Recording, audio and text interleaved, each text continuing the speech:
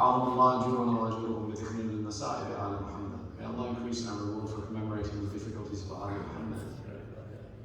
Today being the 25th of Shawwal marks the Shahadat of our sixth Imam, Jaffer ibn Muhammad as-Sadiq. Allahumma salli ala Muhammad. Today's munasabat is very important for us, especially as we call ourselves, at times we refer to ourselves as Hussaini. We are also known as Jaffari. And it's important in our communities, in our children, in our lineage that we make this important day of commemoration. And that when this day comes upon us, it is something that we turn up the way we turn up for the day of Ashura. That this is our identity. When we call ourselves, when we build the Sadiq school, we call ourselves Jafari, we call ourselves the followers of the Madhab Jafari. This is the founder of our establishment, and we are missing.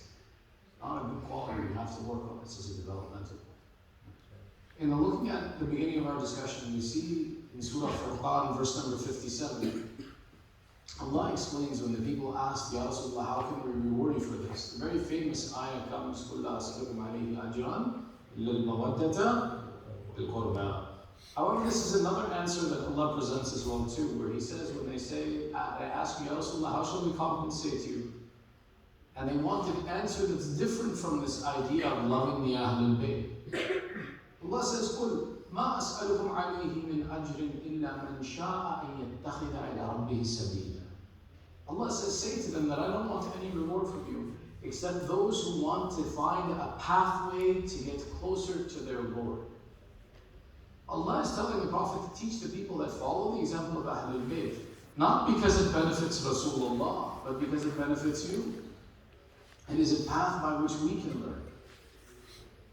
Understanding that the Ahl-e-Bait are our pathway to the proximity of Allah, our goal is that whenever we look to the Ahl-e-Bait, we learn a lesson from them. MashaAllah, the teachings of our sixth Imam, in any door of knowledge that you open, there's no door of knowledge you can discuss except by beginning the statement, قَالَ إِمَامُنَا جَعْفَرَ Sadiq. He was in every doorway of knowledge that we had. Every aspect of teaching that we had, he's included in it.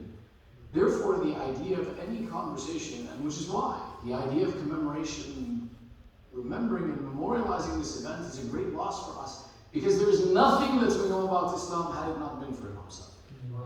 There was no way that we could be who we are today and preserve the teachings of our Prophet had it not been for the teachings of our Imam.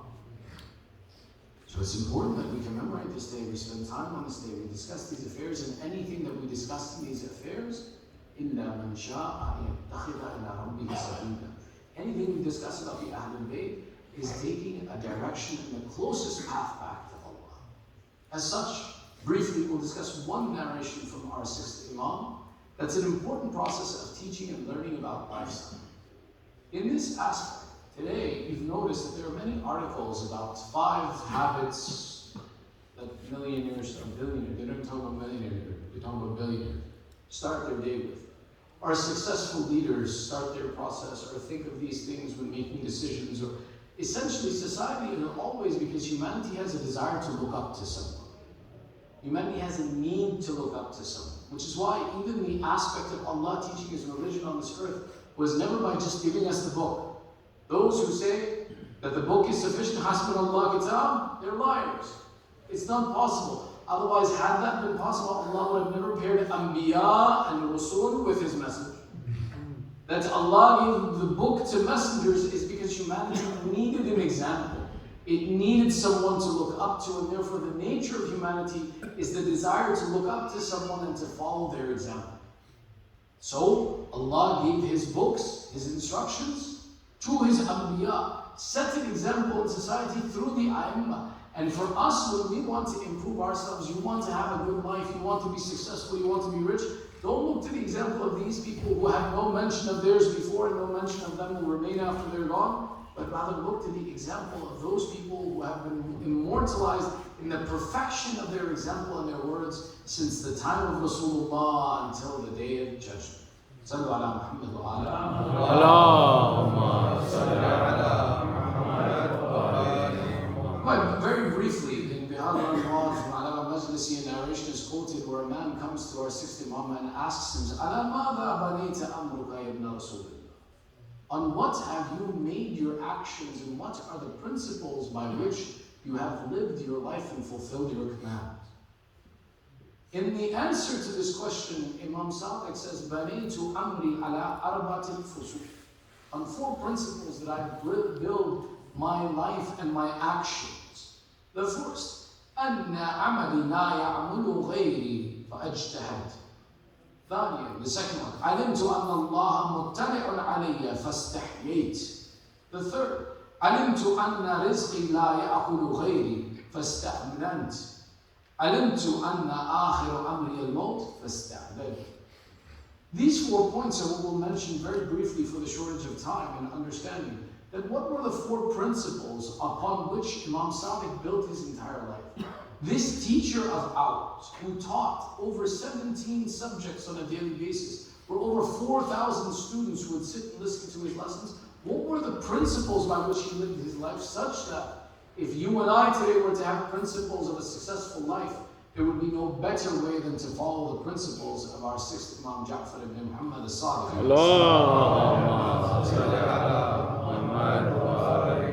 The first of these, أَنَّ عَمَلِي لَا يَعْمُلُ غَيْرِي فَاجْتَهَدْ. Our Imam says that my actions, no one would perform them for me other than myself, therefore I worked hard. This principle points to the idea that the most important actions in our life, we can't have others perform them for us. It's true, I need a shirt, I can go to the store and buy it. I need a laptop, I can go to the store and buy it. There are more and more actions that I can rely on others that they can fulfill some of my basic needs for myself. If we look at life in an entirely materialistic aspect, then more and more a man becomes lazy and more limited is man's actions and need to enact. There's a much larger conversation, again, the shortage of time, but the use of AI. How is that changing our society, and how does it change this principle that I need to work for myself and what I can rely on from technology to provide for me? What are the disadvantages? One of the structures of thought in this statement that the Imam says that I knew my deeds no one could perform for me, so I worked hard. فَاجْتِهَدْ, ijtihad from the root of jihad, juhd, to struggle. The Imam says, I struggle in my own affairs to take care of responsibility of my own actions and to be conscious of fulfilling my obligations. The most important things that Allah wants from us in our life, remember something, the most important thing in life is not making money. It's not becoming famous. It's becoming someone who fulfills the obligations that Allah puts on any and every human being. You can be as rich as you want, but Hajj is still wajib upon you. You can be as famous as you want, but Ramadan still insists that you fast during that day. Meaning that those actions that Allah wants from you, only you can perform and no one can perform them for you. Is one of the important and fundamental lessons to make sure that we take care of our obligations ourselves and that we exert energy and strength and effort in this. And not only that we do this, but this was the habit of the Ahl-e-Bait, to exert effort in fulfilling the commands and the desires of Allah. They would exert such effort in these affairs that think back to the example that our 5th Imam Muhammad ibn Ali al-Baqir alayhi salam narrates from his father. And he says, one day I went to go see my father in the morning and I had found him that he had spent all night in the worship of Allah, performing such worship that he had never performed before, to the extent that I saw my father in a state of difficulty from the ibadat he had done for Allah. And he asked me, bring to me the writings of Ali ibn Abi Talib. And that's when I brought to my father the writings of our forefather, Imam Zayn al-Abidin, held the book, reading the works and the a'mal and the struggle that Amir al-Mu'mineen performed in the way of Allah. And the book fell from his hand as he says, no one can worship Allah like the worship of Ali. Subhanallah. Imam Zayn al-Abidin is showing that our job is to strive, work hard for the worship of Allah. The worship of Allah is not something that's intended to be easy. If there was anyone who had the right to have ease in their worship, it was those who were chosen by Allah to have the greatest of status. The ibadat of Ali ibn Abi Talib came after the statement, La fata illa Ali, wa la sayfa illa fil-fiqah. It came after the statement that the strike of Ali on this day is better than the worship of all of humanity. Remember, in the day of Khandaq, in the day of Ahzab, When Ali went to go face off with Amr ibn Abd Wud, our Prophet made the statement, the strike of Ali on this day is better than the ibadah of all of humanity from Adam ila al-Khatim. Yet that same Ali, whose one strike on the day of Khandaq was better than the worship of all of humanity, worshipped Allah in such a way that the jewel of the believers, Zainul Abidin, could not worship like Ali. What was the need for it? The need for it was that in the way of Allah you have to strive. Everything else in life can be easy, but do not be negligent of working hard, making sacrifices in the worship for the sake of Allah. Therefore, the Imam is explaining, he says, I knew no one could do my tasks for me. Therefore, I worked hard to fulfill these accomplishments. There's a statement that some people have, like, yes, but for the deceased, we can perform their prayers, their fasts, all their ibadat can be done. There are many stories that warn us against this thought process and this ideology. One very briefly in which an alim says, in our town, there was a man who was famous for performing the qada of the marhumin. That's when someone passed away, everybody knew that Hajj Fulan bin Fulan is the guy you go to.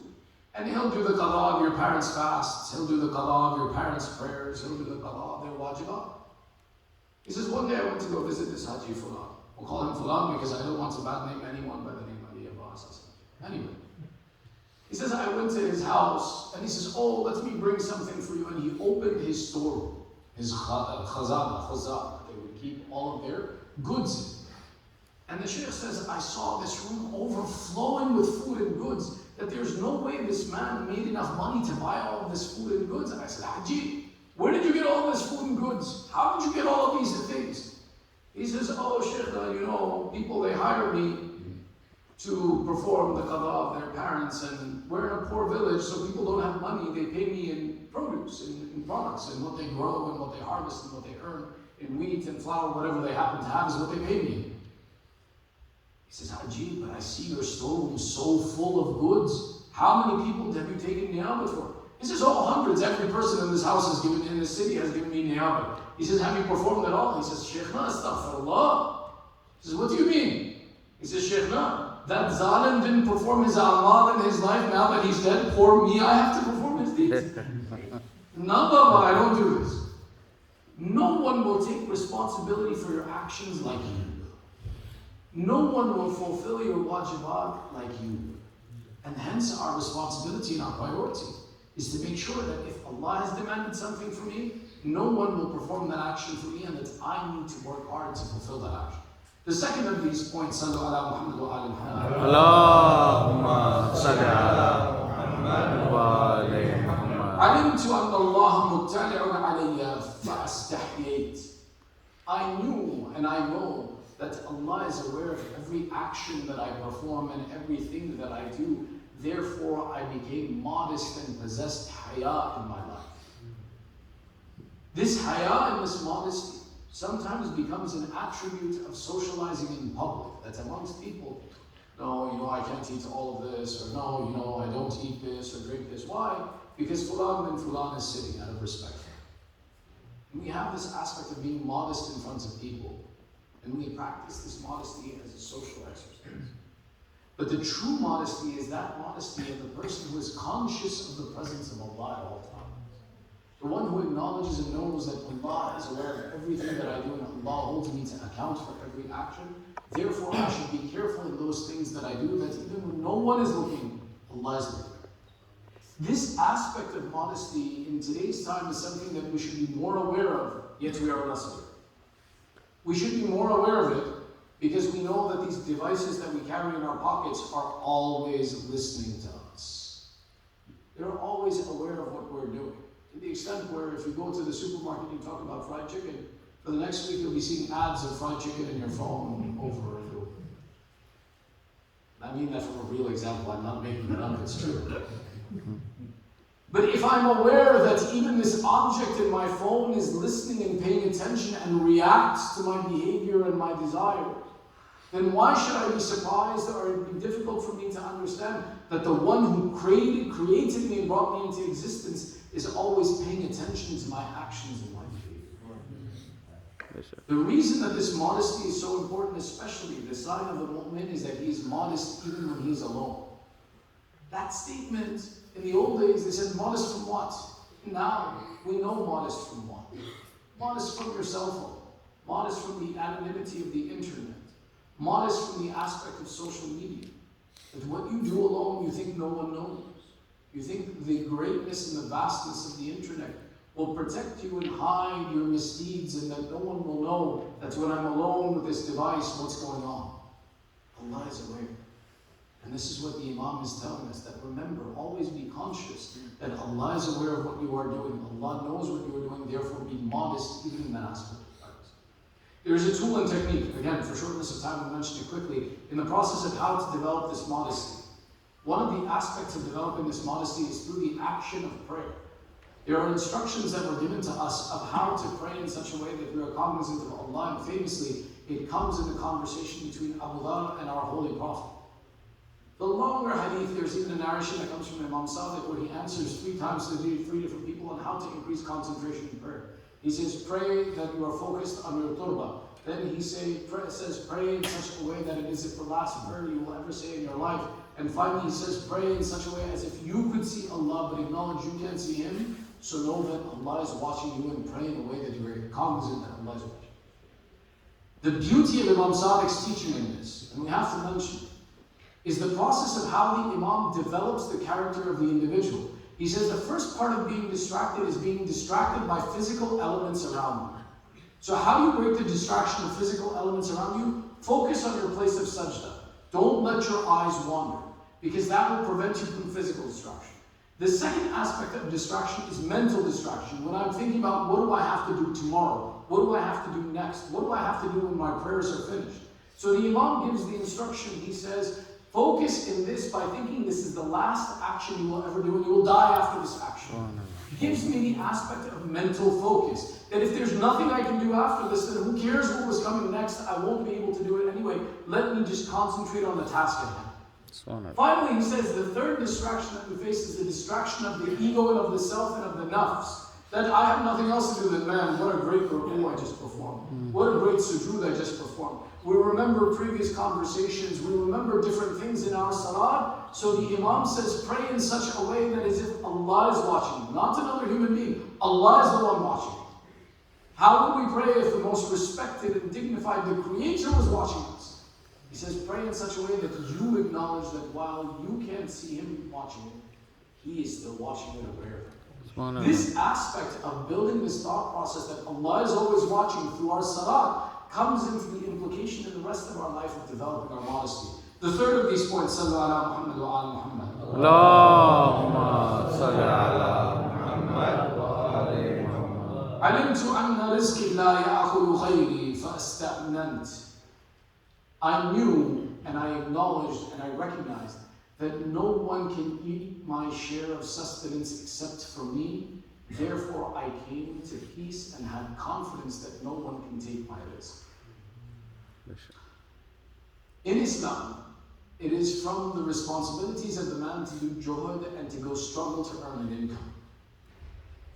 But that's not so that he earns money from it. This is a really interesting point. In America, we're taught the more you struggle, the harder you work, the more money you make. Islam also says go struggle and work hard, but not for the sake of money, but because that juhud and that struggle is something that Allah loves. The rizq that we get, the wealth that we get, is something that Allah has ordained for us in our life, and its share has been predetermined. And you cannot die until you achieve that share.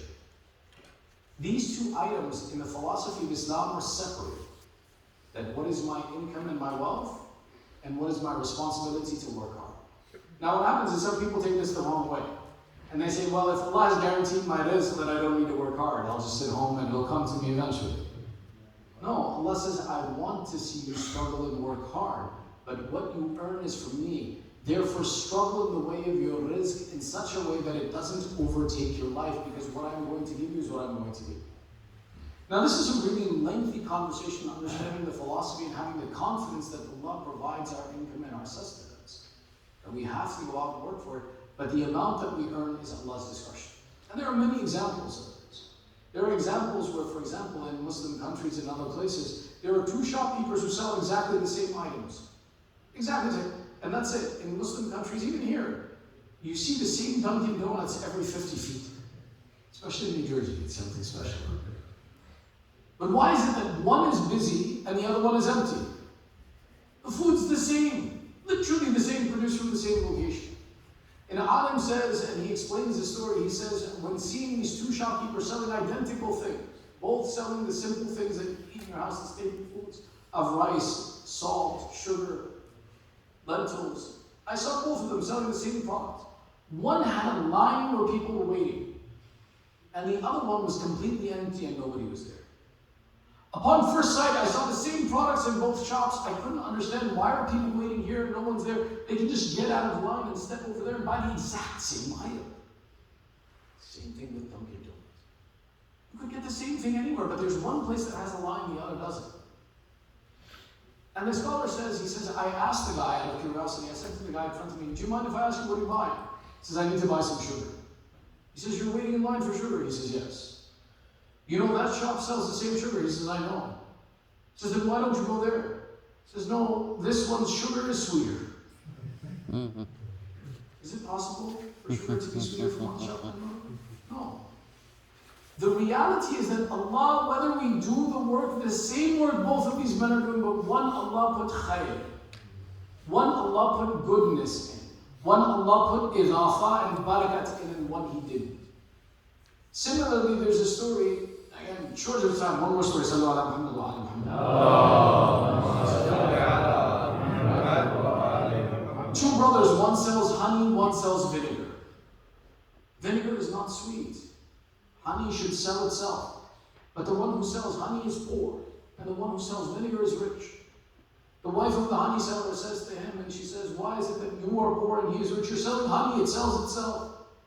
He says, I don't know. Allah didn't give me barakah.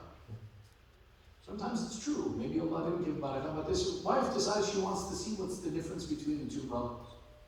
So the next morning, she follows him at a distance. She puts on her hijab, doesn't know that her husband is following the two brothers. They go to their shops, they open their shops together, and she watches both of them. She says, I want to see the difference why Allah put barakat in this one and not in mine. And she says, immediately I started to see the difference. When my brother-in-law, when my husband's brother opened his shop, he began with Bismillah wa billah. He took the name of Allah and opened his shop, began with the words of Alhamdulillah. When my husband opened his shop, he said, this door is broken again. When the customer came in and asked, do you have honey? My husband said, don't you see what I'm selling? Did you not read the sign? When my brother-in-law's shop, someone came in to buy vinegar, he said, the shop and the vinegar is all yours. What can I help you with? The difference in character and behavior does have an impact in asking for good akhlaq. Allah can increase. But the truth is that what Allah has guaranteed for us, He will provide us work for the sake of Allah, but know that what is yours can never leave you. So don't sacrifice all of your life and all of your energy for the sake of money, because it will never give you more than what Allah has dictated for you, nor will Allah give you less than what He has promised. So Imam Sadiq has explained work, but never so much so that you believe your strength could give you more than what Allah has dictated for you. The fourth and final of these lessons, Sallu ala Muhammad wa ala Muhammad. Allahumma salli ala Muhammad wa ala علمت أن آخر أمري الموت فأستعددت. I knew that my end of my life will be death, so I prepared for death. I prepared for the coming that I knew was coming. There is no human being alive, whether Muslim or Mudhid or Kafir or Mushrik, whatever they may be, who believes they will live forever. Every person knows that death is coming, that it has to come, that inna mawt al-haq, that this death is the right of every human being. Thus, therefore, it's something that a person should prepare for, and it's something that we should be conscious of at all phases of life. That it should be something that is acknowledged in every affair that we have, whether we are in high school, in college, in university, in life, in training, or old men. That acknowledgement that our time on this earth could be cut at any point in time is not something that we should be forgetful of, and should be conscious of the decisions that we make, What will this do for my akhirah? What if I leave this world today? What is my affair? What happens is we get these long hopes that 20 years from now I will do this, 30 years from now I will do this, and it prevents me from doing a good deed today that no, I need to save this because someday I want to. And life becomes a hope and a long. Of our Imams, the longest life that was had, other than the master of our time, Sa'id al-Asr was Zaman, the longest life that was had was the life of our sixth Imam. And it was a period of maybe 68 years. And in those 68 years, our Imam spent a great amount of time of teaching, but the Imam also went through a great amount of depression. And in the end of his life, Mansur al-Dawaniqi al-Mal'um oppressed our Imam in many ways. He would disrespect him and have him taken from his home in the middle of the night. He would abuse him, and he would cause him hardship, to the extent where they even narrate that one night in the middle of the night, Mansur did not know what to do, so he lit the house of the Imam on fire. And they describe in that night, as the Imam's house was on fire, we saw the Imam, the enemy saw the Imam running from his house with his children. And as he would carry his children out, he would say, "You threaten us with fire, but we are the children of Ibrahim. You threaten us with death, but we are the children of Ismail." The Imam was explaining, he says, remember, Ibrahim was the one who Nimrud threw in the fire, but Ibrahim's faith in Allah did not wane. Ismail was the one who presented himself as a sacrifice for death, but his faith did not wane. O Mal'um, do you think that Jaffer al-Sadiq will be one who is moved by you lighting my house on fire? It will not shake me from my faith. But the mu'mineen say the next morning when the news reached us of the enemy's attack on the house of the Imam, when we went to go see Imam Sadiq, we saw him sitting with his knees held to his chest, his head between his knees, crying. One of the mu'mineen says, "Ya Rasulullah, why are you crying?" قَتَلَكُمُ الْعَادَةُ وَشَهَادَتُكُمُ الشَّرَفُ. That your honor is in your shahadat, and being killed is your habit, O family of Rasulullah. Imam Sadiq says, this is no doubt, but lighting our houses on fire, disrespecting our children is not something that we take lightly. It was not my matter that I am crying about. But last night, as I carried my children and gave security to my women, I remembered the fire in the tent of Imam al-Hussain. That night, Imam Zayn al-Abidin describes when they lit our tents on fire, our children were lost in the field of Karbala, the way you take a tasbih and break the tasbih and the beads scatter in the ground. I remember the difficulty on my father Hussain when his women and children were mistreated. When I ran through the door and took my children out, I remember the door that crushed my mother Zahra. I remember her call in pain that there was no one to assist her. I do not weep through the trials that befall me, O mu'mineen, but the trials of Hussain are those that we cannot forget. They describe that shortly after this incident, they poisoned our Imam. When the poison overcame him, they describe that the sweat of death overcame his brow. His breathing became shallow. His hands and feet began to move from the discomfort and the pain, until eventually the soul of the Imam left his body. Imam Sadiq became shaheed. But they describe this moment of the shahadat of Imam Sadiq that is different. That in the house of Imam Sadiq was a small girl. When the Imam passed, they did his ghusl al-kafan and headed for his dafan. When this small daughter of Imam Sadiq wakes up, she says, "I want to see my father." The women of the house said, "Your father has died. Your father has been taken for burial." She says, "I cannot live without my father." In this moment, she ran from the house before the women could catch her. The women prepared their hijab to go after this child. When they eventually ran out of the house some distance away, they found Hussain ibn Jaffer, the Imam, sitting on the ground, holding his little sister in his arms. The women complained, "Ya Rasulullah, you left the janazah of Jaffer al-Sadiq to hold a small girl." Imam Hussain ibn Jaffer replies, he says, "It is not right in our house that a small girl should see her father in this condition. Jaffer, my respected, you remember the moment in Sham when it was the daughter of Hussain who cried for Abu Abdullah when they gave her the head of Abu Abdullah. She made 3 statements before she was killed by the death of her father. Baba, who cut your veins in your neck? Who colored your beard red with your blood? Who made me an orphan in my age? ألا لعنة الله على القوم الظالمين وسيعلم الذين ظلموا